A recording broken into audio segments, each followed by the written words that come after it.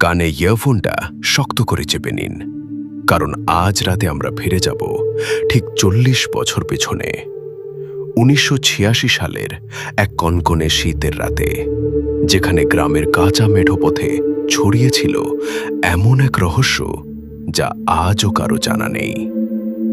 আজকের অনন্য ঘটনাটি আমাদের কাছে পাঠিয়েছেন পাবনা জেলার ঈশ্বরদী থানার প্রবীণ শ্রোতা জালাল শেখ। ঘটনাটি যখন ঘটে তখন ছিল ১৯৮৬ সালের অগ্রহায়ণ মাস। শীতকাল সবে জমতে শুরু করেছে। তখনকার দিনে গ্রামে বিদ্যুৎ বলতে কিছু ছিল না। রাতের বেলা কুপির সলতে আর হারিকেনের আলোই ছিল একমাত্র সাথী। ফোন ছিল না, যোগাযোগ বলতে ছিল পায়ে হাঁটা কাঁচা পথ। আমাদের গল্পের দুই মূল চরিত্র মতিন আর শফিক, দুজনই সমবয়সী, বয়স তখন ২২-২৩।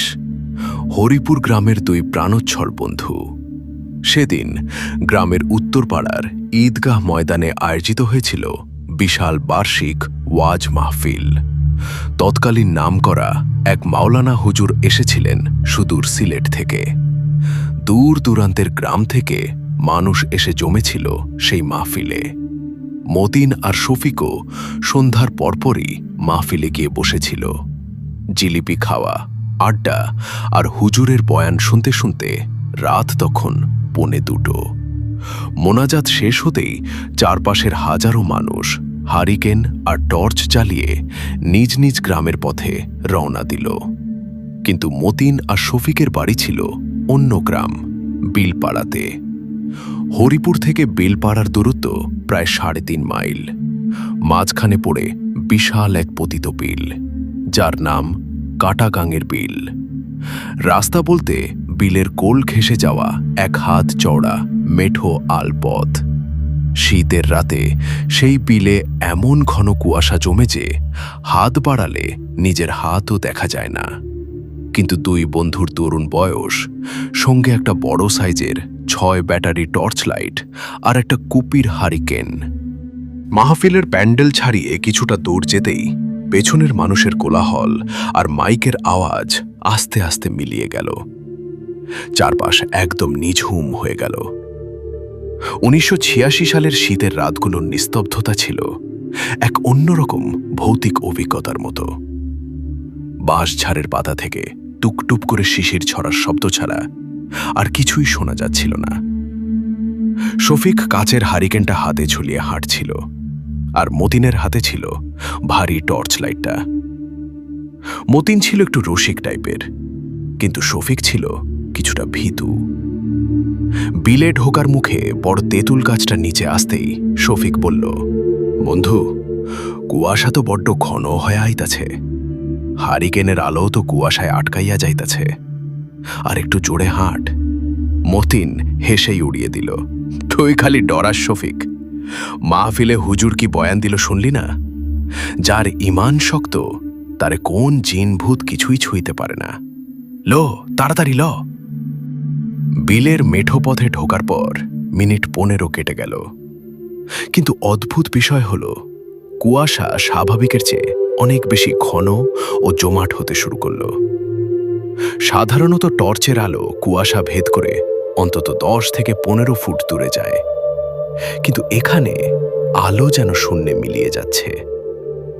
তার চেয়েও বড় কথা, বিলের ঠান্ডা বাতাসটা হঠাৎ থেমে গেল।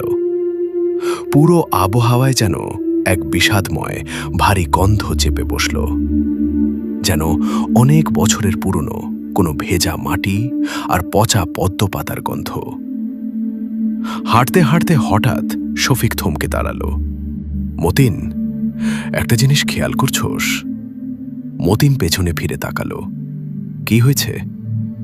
শফিক চারপাশে হারিকেনটা উঁচু করে ধরে বলল, আমরা তো কাটাগাঙের বিলের মাঝামাঝি পুলটার কাছে আছিলাম, তাই না? কিন্তু এই যে টানের মরা হিজন গাছটা, এই গাছটা তো আমরা ৫ মিনিট আগেও পার করলাম। মতিন টর্চের আলো ফেলল। সত্যি, একটা বিশালাকার বাঁকানো মরা হিজল গাছ, যার একটা ডাল সাপের মতো নিচের দিকে নেমে এসেছে। ঠিক এই গাছটার পাশ দিয়েই তারা একটু আগে হেঁটে গেছে, কিন্তু একই পথে সোজা হেঁটে এসে আবারও সেই একই গাছে তারা পৌঁছালে কিভাবে? মতিন একটু অপ্রস্তুত হয়ে বলল, আরে কুয়াশায় একই রকম গাছ মনে হইতাছে, একই রাস্তায় চলতাছি, ভুল হইব কেমনে? তারা আবার হাঁটা শুরু করল, এবার দ্রুত পায়ে। কিন্তু আরও 10 মিনিট হাঁটার পর আবারও ঠিক সেই মরা হিজল গাছটি তাদের সামনে ফুটে উঠল, যেন তারা একটা গোলক ধাঁধায় আটকে গেছে, একই বৃত্তে বারবার করে মরছে। 1986 সালের সেই নিচ্ছিদ্র রাতে খাঁ খাঁ করা বিলের মাঝখানে দুই তরুণ বন্ধু বুঝতে পারল তারা এক অলৌকিক ও বিপজ্জনক কিছুর মুখোমুখি দাঁড়িয়েছে। ঠিক তখনই হঠাৎ বহু দূরে একটা মাইকের হেডলাইটের মতো ক্ষীণ আওয়াজ ভেসে এলো। শফিক চমকে উঠে বলল, শুনছস মতিন, মাহফিলের আওয়াজ না? আমরা কি ঘুরে ফিরে আবার হরিপুরের মাহফিলের প্যান্ডেলের কাছে চলে আসলাম নাকি? শব্দটা আসছিল বিলের আরও গভীর দিক থেকে, যেদিকে কোনো গ্রাম নেই, শুধুই দলদলে কাদা আর থমথমে বিল। কিন্তু আওয়াজটি স্পষ্ট, মনে হচ্ছে সেখানে হাজার হাজার মানুষ বসে ওয়াজ শুনছে এবং জিকির করছে। তবে আওয়াজটার মধ্যে এক অদ্ভুত যান্ত্রিক কৃত্রিমতা ছিল, যেন কোনো বহু পুরনো টেপ রেকর্ডার খুব ধীর গতিতে বাজছে। মতিন বলল, দূর, বিলে কিসের মাহফিল? চল গিয়া দেখি ঘটনা কি। শফিক মতিনের হাত চেপে ধরল, না মতিন, বিলে কোনোদিন মাহফিল হয় না, চল আমরা উল্টা দৌড় দেই। কিন্তু মতিনের কৌতূহল চেপে রাখা গেল না। সে টর্চ জ্বালিয়ে শব্দের দিকে এগোতে লাগল। বাধ্য হয়ে শফিকও পেছনে পেছনে চলল। বিলের একচরে গিয়ে তারা যা দেখল তাতে তাদের গায়ের রক্ত জমে বরফ হয়ে গেল। কুয়াশার ভেতরে সারি সারি শত শত অবয়ব বসে আছে। তাদের পরনে ধবধবে সাদা জুব্বা, কিন্তু কারো মাথায় কোনো টুপি নেই, আর কারো কোনা নড়াচড়া নেই। তারা একদম পাথরের মতো নিথর হয়ে বসে আছে সামনের এক ফাঁকা মিম্বারের দিকে মুখ করে। আর সেই মিম্বারে কেউ নেই। শূন্য মাইক থেকে ভেসে আসছে গভীর এক সুরের বয়ান। শূন্য মেম্বার থেকে সেই অমানসিক কণ্ঠ বলে উঠল, আজকের ওয়াজের শেষ অংশ। যারা রাস্তা হারিয়েছ তারা এই মোনাজাতে হাত তোলো। কথাটি শেষ হতেই সারিবদ্ধভাবে বসে থাকা শত শত ধবধবে সাদা অবয়ব একসাথে পেছন দিকে ঘাড় মোচড় দিয়ে ঘুরল, কিন্তু কোনো শরীর খুলল না। শুধু তাদের মাথাগুলো 180 ডিগ্রি ঘুরে সরাসরি মতিন আর শফিকের দিকে মুখ করল।